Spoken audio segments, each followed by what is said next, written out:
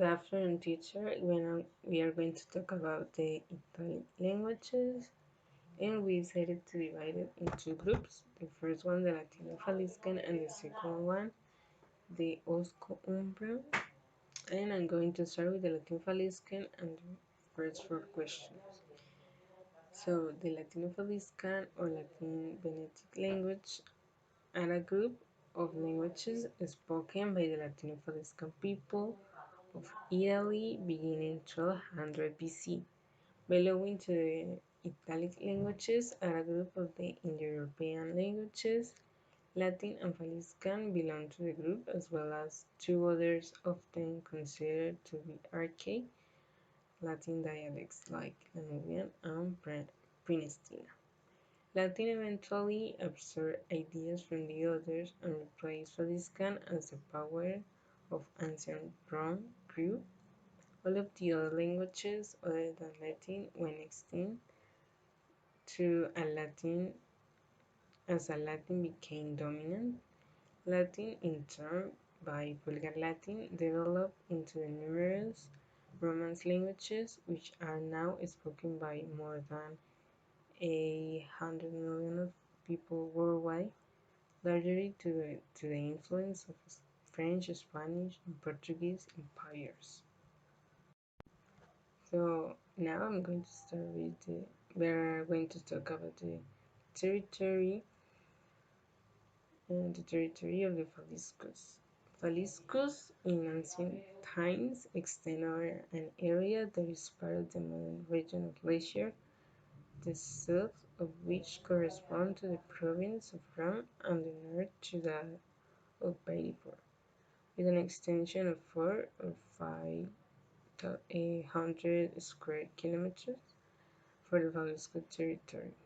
The population estimates that for the time could sustain the percentage of available cultivable area, some 30,000 hectares, lead to the conclusion that the maximum population in no case could be higher to 40,000 inhabitants. In this last order of magnitude, you can estimate the number of Falisco speakers at a certain point in their history.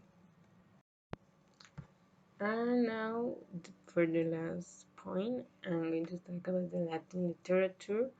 One of the most powerful elements of civilization that history points to is the one that has most extent its action and consequence. The Roman people, born for war and completely devoted to it, though still poorly endowed for the cultivation of art, changed their instinct and became fond of arts and letters, moved only by the powerful influence of the genius of Greece, and this was the reason why the Latin languages and the Latin languages spread through almost all of the Europe, the Greco-Roman civilization, which served for the preaching of the gospel, and that when the Roman Empire succumbed to the attacks of the barbarian tribe, it increased its empire and became the victorious people. Hello, this is Gabriela Rodas Munoz, and today I'm going to talk about more about the Latin and the Phoenician language. So, about the Latin, the economic and political impact became at the time of the Roman Empire the main and almost the only means of communication for a geopolitical space as broad and diverse as that. The Romans conquered numerous societies and cultures, obviously, that didn't maintain any element in common with the Latin or Roman culture, and then the teaching and the subsequent establishment of Latin as the official and unique language of all the territories of the empire allowed to maintain an oil and constant communication in them.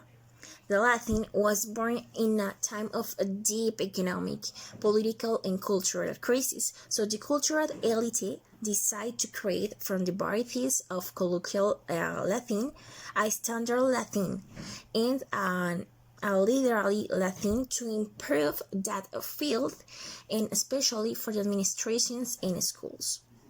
Also, the education centers. Well, this language has been taught in different centers over the years in the Escola Latina Tinis or Escola Latina, Latin School, Latin Schedule.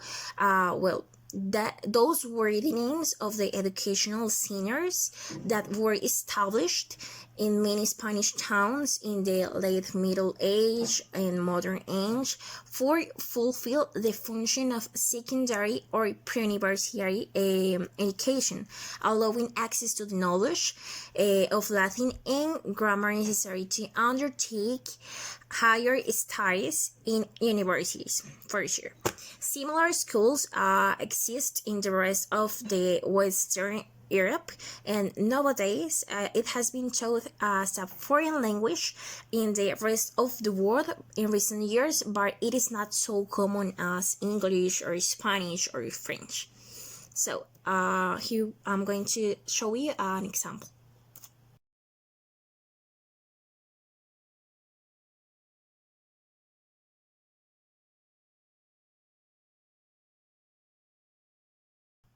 Okay, so now I'm going to talk about more about the Phoenician language, the economical and its political impact. The Phoenicians established at least since the beginning of the first millennium in an area located on the right bank of the Tiber River between Eutria and Lazio. They maintained close cultural, commercial, and political ties with the Etruscans from the first centuries of their story. Allies of Baius in the wars that this city maintained against Rome in the 5th century and that finished with their defeat.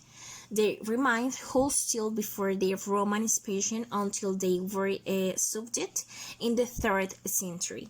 His last work against Rome ended not only with the loss of the last remnants of political autonomy, but also with the destruction of its historic city and main city, Phalery. The economic activity focused on livestock, for the animals, such as raising sheep, bulls, pigs, bacon, land warriors in the area, flax cultivation, and the existence of an associated textile industry. Now, the education centers, this language spread over an area that is part of the modern region of Lazio that I told you before, the south of which corresponds to the province of Rome, and the north to that of Viterbo. It was then bounded on the east by the Tiber River and on the west by an area of dense forest that ranged from the Sabatino Mountains in the southwest to the Seminoles in the northwest. To the north, the border should be marked by the northern foothills of the Seminoles Mountains, while the south it should be crossed by the ridge that linked the Sabatino Mountains with Mount Sorect. Today, it is considered as a dead language, so it has not been taught as the Latin. Even though the Latin is not so common, Faliscan is totally dead. So it is not so common to teach as a foreign language. We can only see maybe examples in the internet, maybe photos or something like that. But it is not. We have not a lot of content to teach it as a foreign language in a different scenario as Colombo or Alliance Francesa, something like that. So I'm going to show you an example, the alphabet of the Faliscan language in that moment, and an example for sure.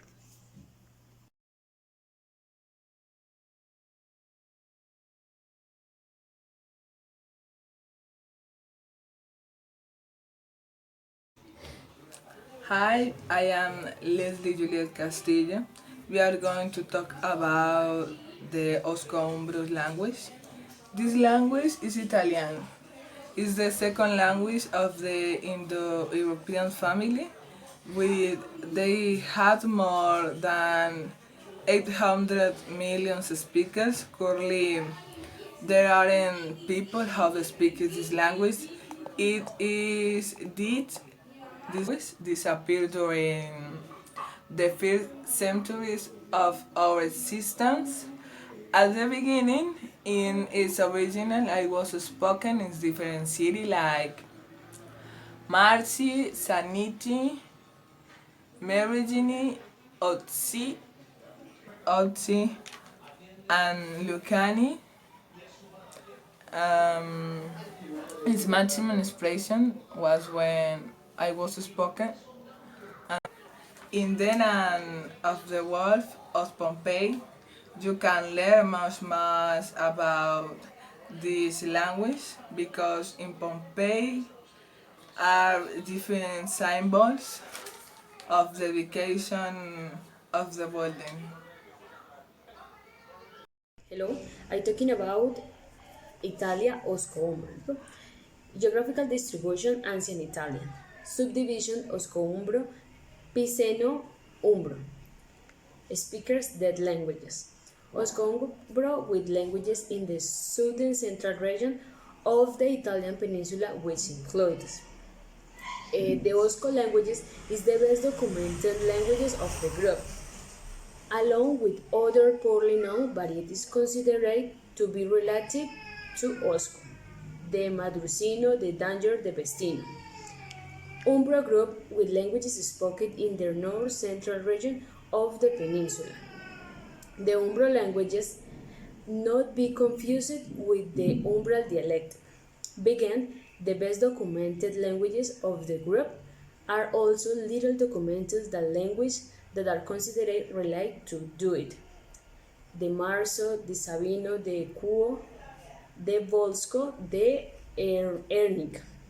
Note: the Osco-Umbro languages are fusing flexing language with about 5 different morphological cases in the singular, similar those of Latin.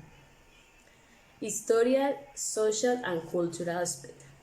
Osco-Umbro was on the many languages spoken in the heart of the Italian peninsula, such as Umbro and other languages belonging to the Sabine languages such as Volsco, Marso, Equo, Sabino, and Sour Piceno. However, there were also Osco speakers, colonies, scraps throughout part of southern Italian and Silesia. Basilici Osco was the languages of the Samnitan tribes, who were powerful enemies of the Romans, which took years to subdue. The Samnite was wars that took place from 370 BC to 290 BC. These languages are known by some hundreds of inscriptions that are located between 400 AC and the first country. In Pompeii, there are numerous Osco inscriptions, such as dedications in public buildings and indicator signs. The Umbro began a process of decline when the Umbers were subdued by the Romans, and the process of romanizations led due to their disappearance. Of all the Osco-Umbro languages, it is the best known above all to the Eugubine tables.